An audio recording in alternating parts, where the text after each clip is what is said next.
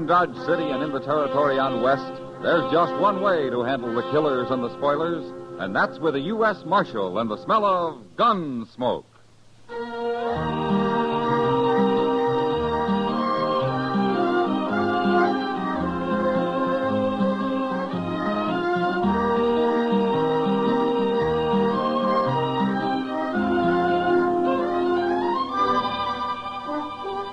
Gunsmoke, starring William Conrad. The story of the violence that moved west with young America. The story of a man who moved with it. Matt Dillon, United States Marshal.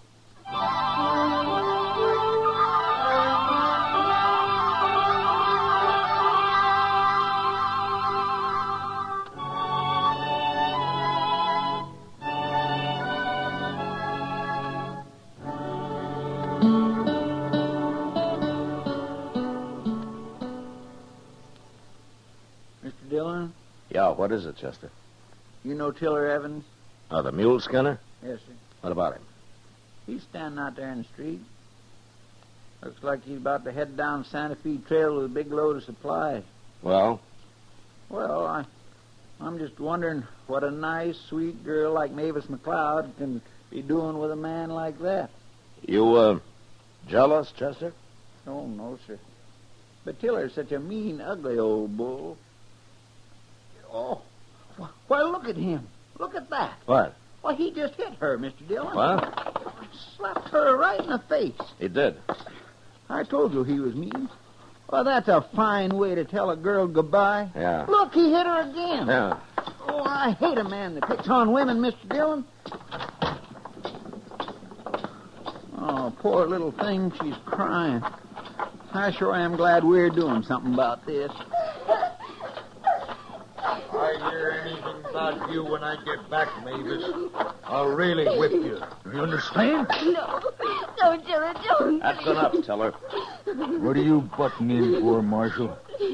Let go of her. This ain't no business of yours. I said let go of her. Okay. I ain't hurting her none. Am I, Mavis? Am I? No. You see? You got no right to mix in people's private business, Marshal. This your wagon and mules, Tiller? Of course it is. Then get going. Right now. I'm going. But if I wasn't in a hurry, I'd have this out with you right here. I'll see you when I get back next week, Marshal. Well, Mavis, you remember what I told you now. Well, do you? Yes. What's going on here, anyway? Mavis, has this beast been after you again? Don't you call me names, Kitty. I'll fix you same as her. I can't tell you from one of your mules, Tiller. Now, look ahead. Leave him alone, Kitty. You get up on that wagon box, Tiller. Now. You wait till I get back.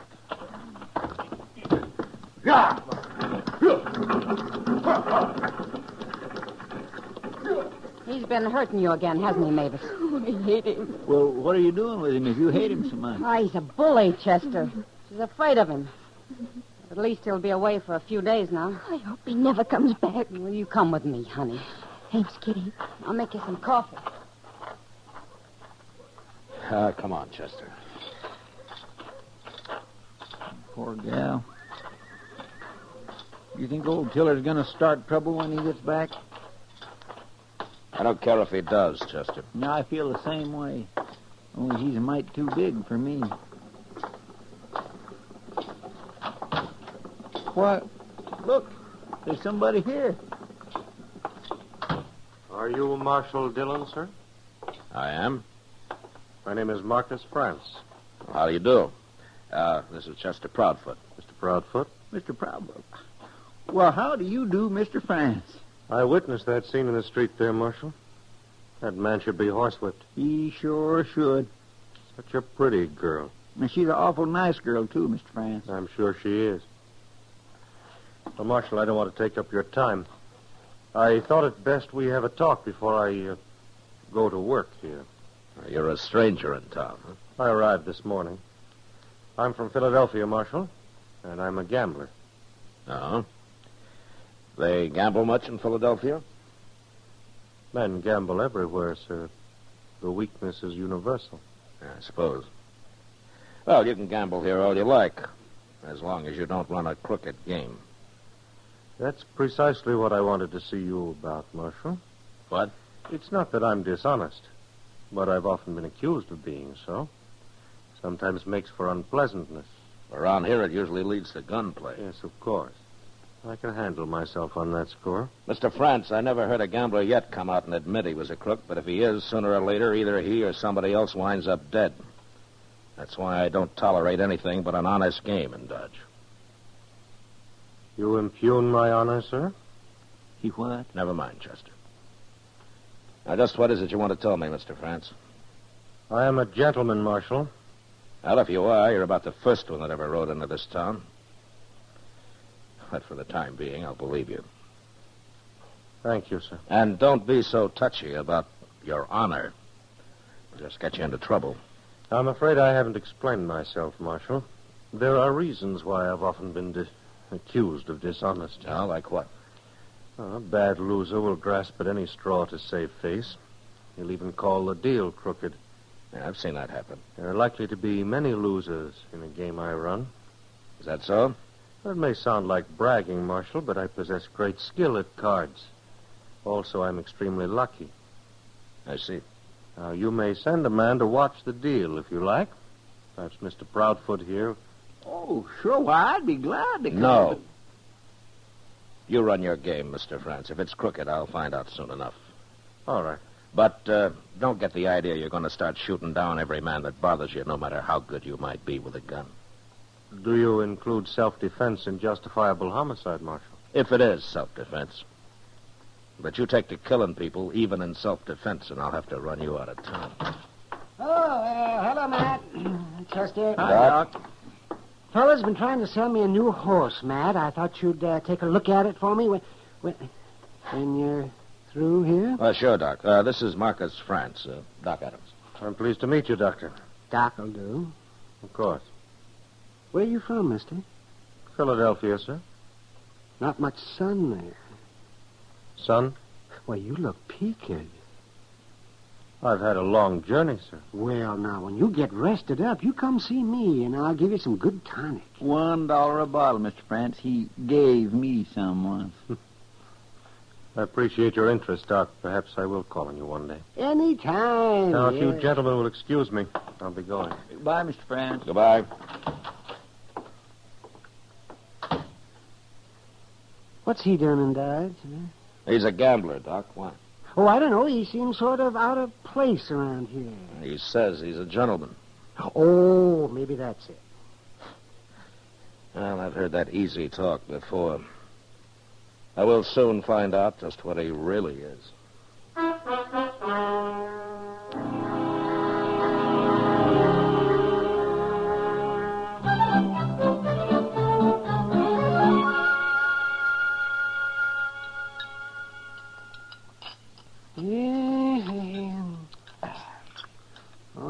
You'd think a restaurant like this could serve something besides beans with their meat, wouldn't you now, Matt? Honest. You know, you got potatoes, Doc. I'm sick of them, too. Potatoes. Why don't you get married, Doc, and then you could eat fine. Oh, the last woman that wanted to marry me was a hog and hominy cook. I don't think she ever heard of any other kind of food. Why didn't you ever take her out? Oh, take her. Oh, man. That was in Arkansas. She didn't even wear shoes. You old liar. No, I swear. Her pappy had a saying that every woman's entitled to a baby and a bonnet. But shoes were never mentioned in that house. You must have made a handsome couple. Oh, well, of course, I was somewhat younger then. A lot younger, I hope. I was. And good thing, too. They lived in a place called Rip Shin Thicket. Rip Shin Thicket. The courting that girl was a day's work, man, believe me. Doc, why don't you finish your supper? I'm not even listening to you. Oh, and she had a brother called Spotted Jack, and he claimed he never slept in a bed his whole life. Or took a bath. There must be something else we can talk about, Doc. Oh, man, well, anything at all. Gee. Well, what are you going to do about that gambler, that Marcus France, for example? Well, I don't know yet, Doc. Well, he's been here for a week and he's already killed a man. That was self-defense, all right. But if it happens again, he's through. You think he's dealing honest, Matt? So far he is. Hello, Mr. Dillon. Doc? Well, Chester? Chester? I've been over at the Texas Trail. Miss Kitty asked me to find you. Huh? Trouble? I don't know, but she said it was really important. Okay. Doc, you didn't tell me that Arkansas girl's name. Oh, well, it's a funny thing, Matt. She never told me.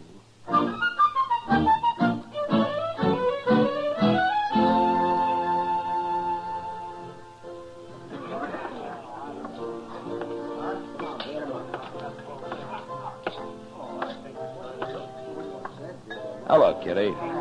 You wanted to see me, huh? Sit down, Matt. All right. It's about Marcus France over there. Oh? He's going to be killed, Matt. What? Tiller Evans is due back tomorrow. Well, what's Tiller got to do with it? You remember the day he left, when you stopped him from slapping Mavis around? Mavis? You mean Mavis and France? She says she's in love with him, Matt, and she doesn't care who knows it. Underneath, she's scared to death. Well, does France know about Tiller? Well, Mavis told him. Matt, I don't know what you think about him, but to me, he's the most decent man I've met in a long time. Well, he may be, Kitty. But he's sure causing a lot of trouble. Well, Tiller's going to kill him. I know he is. You got to stop it, Matt. Kitty, how did a nice girl like Mavis get started with Tiller in the first place? Oh, she didn't have much choice. The big ape just moved in on her and took over. She's awful young, Matt, and pretty helpless. Well, if she and France are so much in love, why don't they get married? I've thought of that, too. So has Mavis, by the way. Well, maybe France isn't so honorable after all, Kitty. Give him time, Matt. Tomorrow isn't very far off. Before I said you're cheating, and I meant it. No man can call me a cheat, mister. I just did, didn't I? Stay here, Kitty. Yeah. You better leave the game, mister. You're a cheat, you're dealing crooked cards. You got a gun, mister. Now use it. Leave that gun where it is. Now, France, I warned you once. You heard what he said, Marshal. I meant it, too. He's dealing crooked cards. Can you prove it, mister? I don't have to prove it. He's got over $100 of mine. I ain't won a hand at this table in an hour. See, Marshal? Just like I told you, some men can't take losing. Did you see him cheating, mister? I didn't have to. Look at that pile of money. You talk pretty loose for a man that doesn't have any more to go on than that. Now, why don't you forget about it and get out of here? Forget about it. You heard me. This game is closed for the rest of the night. Well, just as you say, Marshal. Gentlemen, the game is closed. I'll see you later.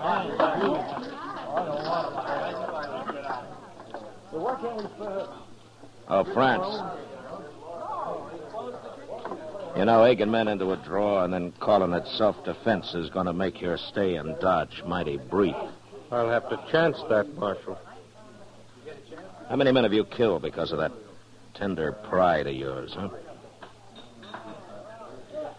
Well, it doesn't matter. But there's something I would like to know. What are you going to do about Tiller Evans? Oh, you've heard. Yeah. First time in my life, Marshal. I love a woman. Then why don't you get her out of here while there's still time? Run away from a fight? Tiller's a pretty tough man. You mean he might kill me? And where would that leave Mavis? Sorry, Marshal. I've got to stay. You know, France, I can't figure you at all. There's something wrong with you, and I don't know what it is.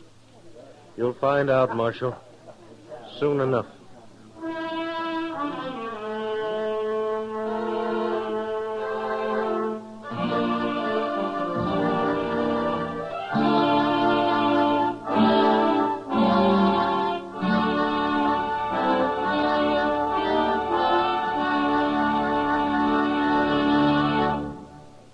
We will return for the second act of Gunsmoke in just a moment. But first, tomorrow afternoon on Stage Struck, Mike Wallace and CBS Radio cover the opening of the new Broadway musical, The Girl in Pink Tights.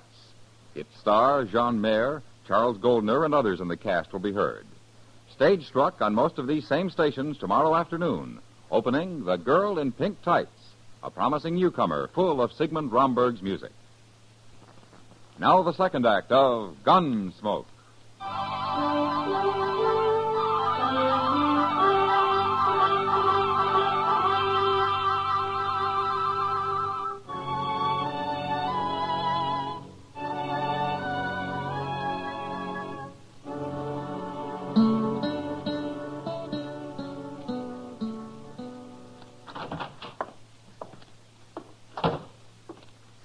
Well, won't be long now, Mr. Dillon.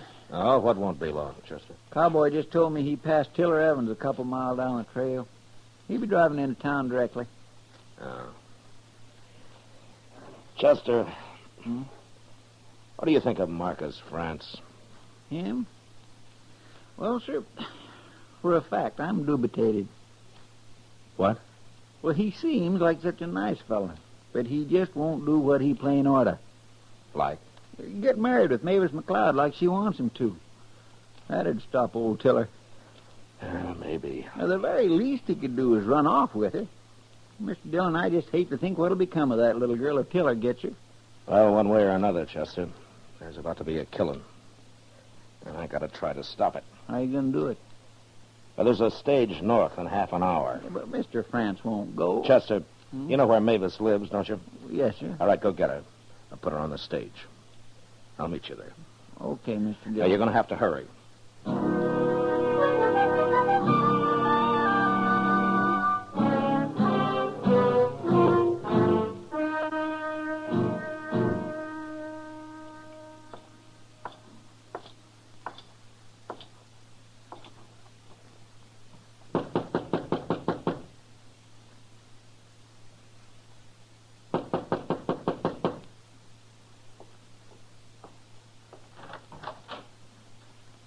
Hello, Marshal.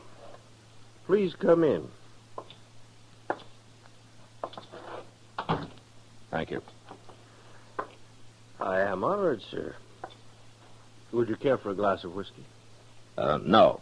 No, thank you. The very best money can buy. France. Tiller Evans will be here shortly.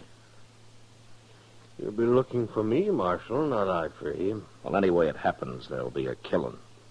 One sinner less in the world. I'm a lawman, France, not a preacher. Yes, of course.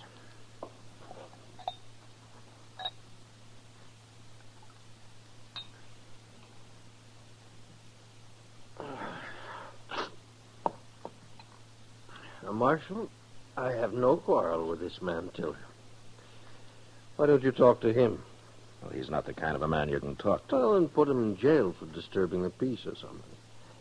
It'll be too late by the time the peace is disturbed.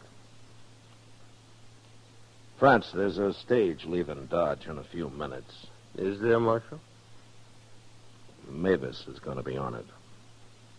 What? Now, if you're the gentleman you say you are, you'll be on it with her. You're making a mistake, Marshal. Well, I've made mistakes before.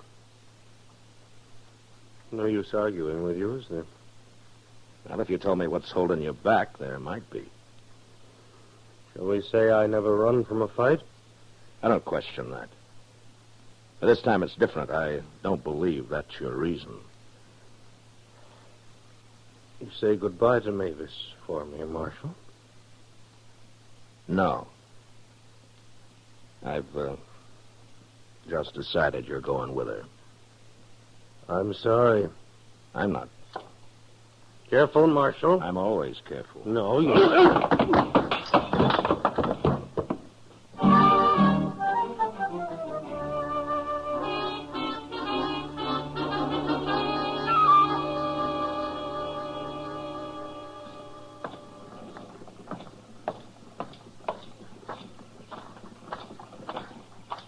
Hey, good morning.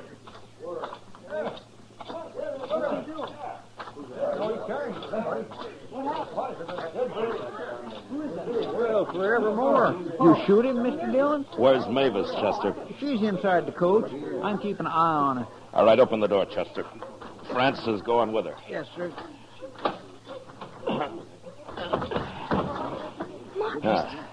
Marcus, what happened? He isn't hurt, Mavis.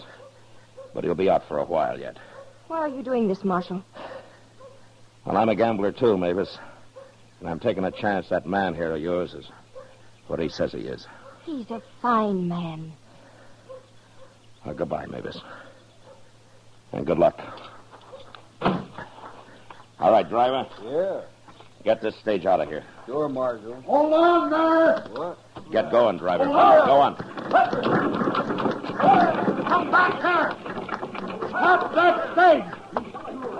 It's too late, Tiller. You done this, Marshal. Now, take it easy. That pinhorn run off with my gal, and you helped him. She wanted to go. Nobody steals nothing from Tiller Evans. I'll find him and I'll kill him.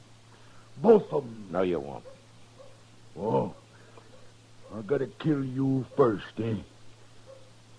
Why don't you go get drunk and forget about it, Tiller? You helped him. Don't do it. I'll do it. Chester, Yes, sir? take care of this, will you? Yes, sir. Couple of you fellas, give me a hand here. We'll drag him over at that trough. Leon, you and Crow.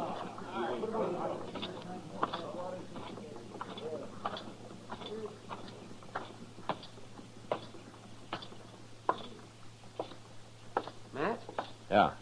is Tiller bad hurt? No, you'll be all right, Doc. Outside of being a little lonely. Mavis is going to be a little lonely, too. What? Marcus France did come to my office, Matt. What are you talking about, Doc? His lungs. That's why he came west. I wouldn't give him over a couple of months at the most.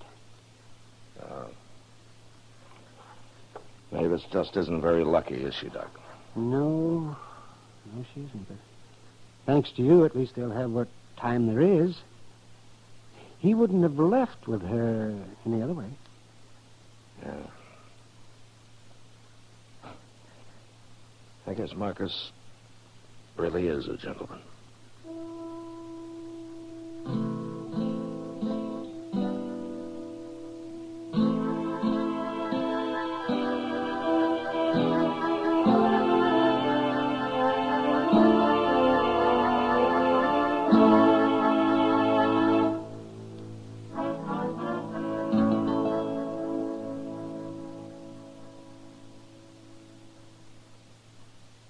Gunsmoke, under the direction of Norman MacDonald, stars William Conrad as Matt Dillon, U.S. Marshal. Tonight's story was specially written for Gunsmoke by John Meston, with music composed and conducted by Rex Corey. Featured in the cast were Lawrence Dobkin, Eleanor Tannen, John Daner, and Harry Bartell. Parley Bear is Chester, Howard McNear is Doc, and Georgia Ellis is Kitty. Gunsmoke has been selected by the Armed Forces Radio Service to be heard by our troops overseas. Join us again next week as Matt Dillon, U.S. Marshal, fights to bring law and order out of the wild violence of the West in Gunsmoke.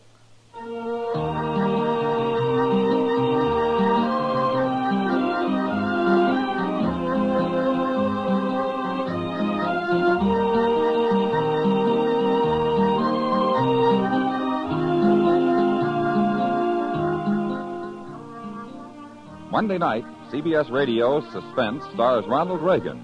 The drama is an unusual one titled Circumstantial Terror.